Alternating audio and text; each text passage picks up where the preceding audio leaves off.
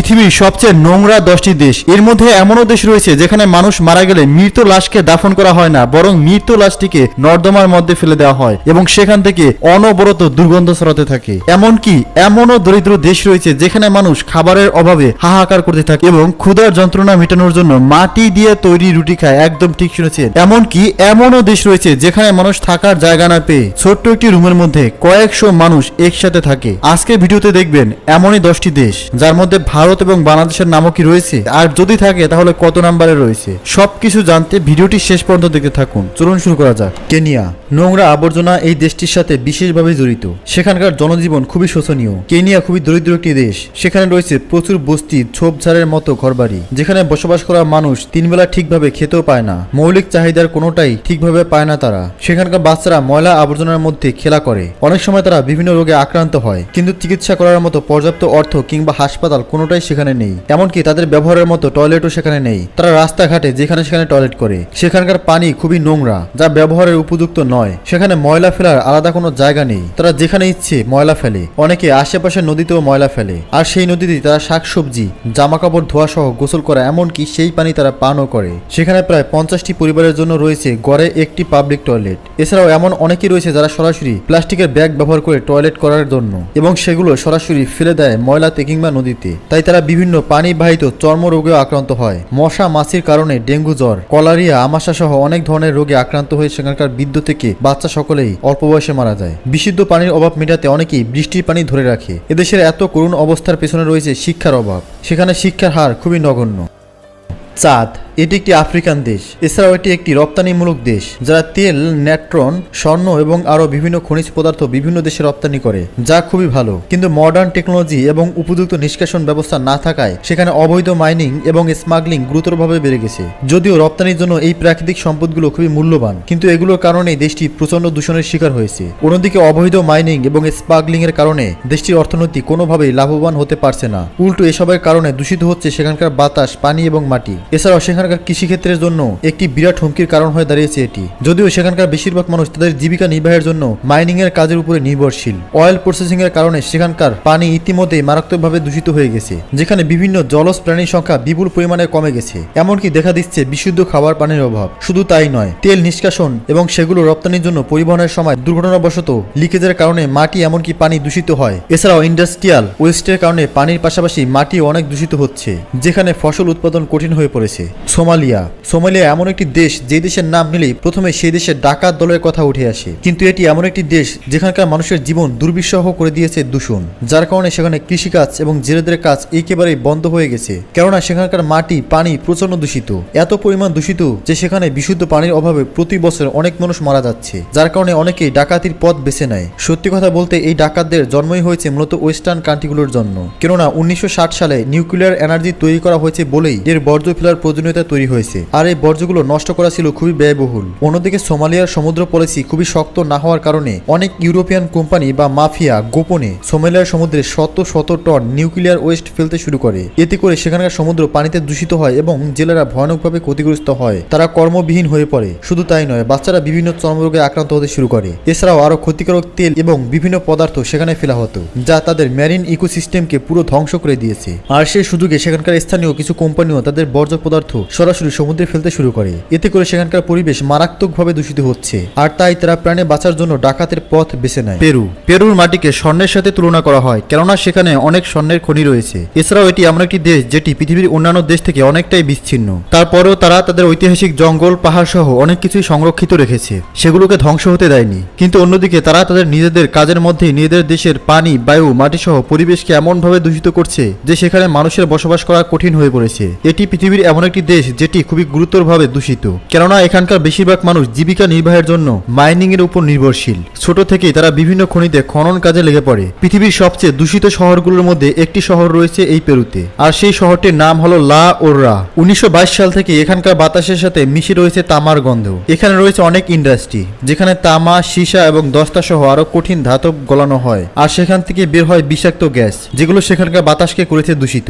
এছাড়াও প্রতিষ্ঠানের ময়লা আবর্জনা সরাসরি বিভিন্ন নদীতে নদীতে ফেলা হয় আর সেখান থেকে খুবই মারাত্মকভাবে পানি দূষিত হয়। এছাড়াও মাটি দূষিত হয় আর সেই মাটি থেকে বিভিন্ন শাকসবজি উৎপাদন হয়। নদী থেকে মাছ আর সরাসরি নিঃশ্বাসের সাথে মানুষের শরীরে পৌঁছে যাচ্ছে এই বিষাক্ত বিষ, যা সেখানকার মানুষদেরকে গুরুতরভাবে অসুস্থ করছে। একটা রিসার্চ অনুযায়ী সেখানকার 99% শিশুদের রক্তে মিশে আছে সীসা। মাইনিং এর বেশিরভাগ কাজগুলোই হয় অবৈধভাবে, তাই এতে করে পেরুর অর্থনীতিরও বিশেষ কোনো উন্নতি হচ্ছে না, কেননা তারা কোনো ট্যাক্স প্রদান করে না। উল্টো সেখানকার বাতাস, মাটি, পানি এবং পরিবেশ দূষণের কারণে সেখানকার মাটিতে ফসল উৎপাদনের জন্য বিভিন্ন কেমিক্যাল যুক্ত সার ব্যবহার করা হচ্ছে, যা মানবদেহের জন্য খুবই ক্ষতিকারক। কেননা ফুড চেইনের মাধ্যমে এই সমস্ত কেমিক্যাল খাবারের মাধ্যমে মানুষের শরীরে পৌঁছে যাচ্ছে। 2024 সালের এপ্রিল মাসে একটি রিপোর্ট অনুযায়ী প্রথম 4 মাসের মধ্যেই সেখানে 325 জন মানুষ মারা গেছে শুধুমাত্র ডেঙ্গু জ্বরে। এছাড়াও আক্রান্ত হয়েছিল 4,17,000 মানুষ। এছাড়াও প্রতি বছর সেখানকার মানুষ বিভিন্ন রোগে মারা যাচ্ছে।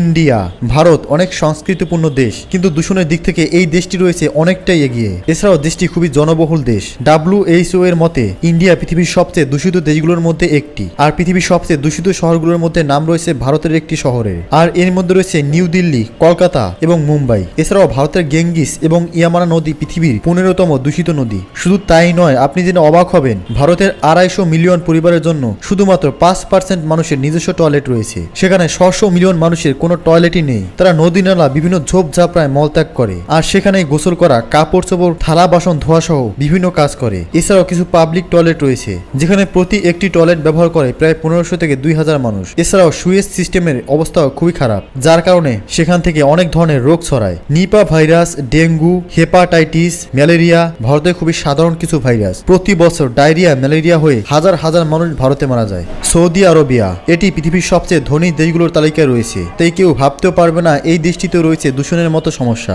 এখানে রয়েছে প্রচুর শিল্প প্রতিষ্ঠান এবং ফ্যাক্টরি, যেখানে প্রচুর বিষাক্ত গ্যাস এবং বর্জ্য পদার্থ তৈরি হয়। যদিও সেখানে অনেক কঠিন আইন রয়েছে, কিন্তু তারপরও সেগুলো যথেষ্ট নয়, কেননা সেখানে প্রচুর দুর্নীতিও রয়েছে। সেখানে পানির প্রচুর অভাব রয়েছে। এছাড়াও দূষণের সমস্যা দূর করার জন্য পর্যাপ্ত ব্যবস্থাও নেই তাদের। এটা অনেকটা মরুভূমির দেশ, যার কারণে এখানে সেন্ট স্টমাস দেখা যায়। এতে প্রচুর ধুলোবালি চারদিকে ছড়িয়ে পড়ে, যেটি সেখানকার একটি সাধারণ প্রাকৃতিক সমস্যা। এছাড়াও এই দূষণের কারণে সেখানে পর্যাপ্ত গাছপালাও জন্মায় না, যদিও এমন অনেক দেশ রয়েছে যেখানে সেন্ট স্টমাস দেখা যায়। এছাড়াও অনেক ইন্ডাস্ট্রি রয়েছে, কিন্তু সৌদি আরবের দূষণের প্রধান কারণ হলো নিষ্কাশন কার্যক্রম, যার কারণে সেখানে প্রচুর পানির অভাব রয়েছে। সৌদি আরব পৃথিবীর সবচেয়ে বেশি তেল উৎপাদনকারী দেশ। তাদের অর্থনীতি তেলের উপরেই অনেকটাই নির্ভরশীল। এছাড়াও রয়েছে প্রচুর প্রাকৃতিক গ্যাস, যা সেখানকার পানি, বায়ু এবং মাটিকে ভীষণভাবে দূষিত করছে। কঙ্গো, খনির দিক থেকে কঙ্গো একটি ধনী দেশ। সেখানে অনেক গুরুত্বপূর্ণ এবং দামি ধাতু রয়েছে, যেমন স্বর্ণ, কোবাল্ট, যার কারণে এখানে অনেক ইন্ডাস্ট্রি গড়ে উঠেছে। এগুলো সেখানকার অর্থনীতিতে কিছুটা ভূমিকা রাখলেও সেখানকার মানুষের জনজীবন ভয়ঙ্কর হুমকির মুখে ফেলে দিয়েছে।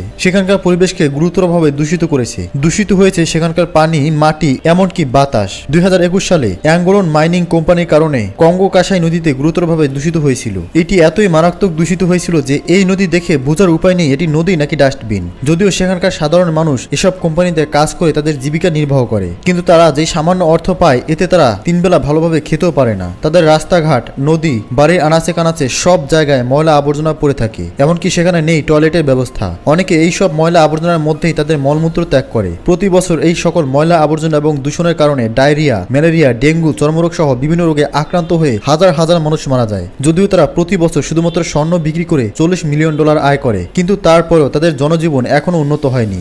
মঙ্গোলিয়া, যদিও এই দেশটিকে অনেকেই সবুজ শ্যামল দেশ ভাবতে পারেন, কিন্তু বর্তমানে দূষণের কারণে এর রূপ একেবারে পাল্টে গেছে। দূষণের পরিমাণ এখানে মারাত্মক পর্যায়ে চলে গেছে। বিশেষ করে এখানকার মাটি এত বেশি দূষিত হয়ে গেছে যে এটি এখন শুধুমাত্র সেখানকার অর্থনীতিকে প্রভাবিত করছে নয়, বরং সেখানকার মানুষের জনজীবনকেও প্রভাবিত করছে। তবে প্রাকৃতিক সমস্যার চেয়েও সেখানকার মানুষের কিছু ভুলের কারণেই তারা আজ এই ভোগান্তির মধ্যে পড়েছে। আসলে মঙ্গোলিয়াতে পশু লালন পালন অনেক বড় একটি গুরুত্বপূর্ণ কাজ হয়ে উঠেছে। সেখানে অত্যাধিক পশু লালন পালন করা হয়। 2019 সালে ইউনাইটেড নেশন ডেভেলপমেন্ট প্রোগ্রামের একটি ডাটা অনুযায়ী সেখানে 70.9 মিলিয়ন পশু রয়েছে, যেটা সেখানকার সাধারণ ধারণ ক্ষমতার চেয়ে অনেক বেশি। এরা মাঠে ঘাটে ঘুরে বেড়ায় এবং বিভিন্ন গাছপালা খেয়ে মাটির উপরে অনেক বেশি চাপ প্রয়োগ করে, যার কারণে মাটির উর্বর শক্তি নষ্ট হয়। এছাড়াও এদেশে মাইনিং ইন্ডাস্ট্রির পরিমাণ অনেক বেশি, যেমন তামা, কয়লা, আয়রন ইত্যাদি, যা একদিকে যেমন দূষণ করছে বায়ু, তেমনি মাটি এবং পানি। নাইজেরিয়া, যদিও আফ্রিকার মধ্যে নাইজেরিয়াকে সবচেয়ে উন্নত মনে করা হয়, কিন্তু এখানকার নোংরা পরিবেশও এটিকে একটি আলাদা পরিচয় দেয়।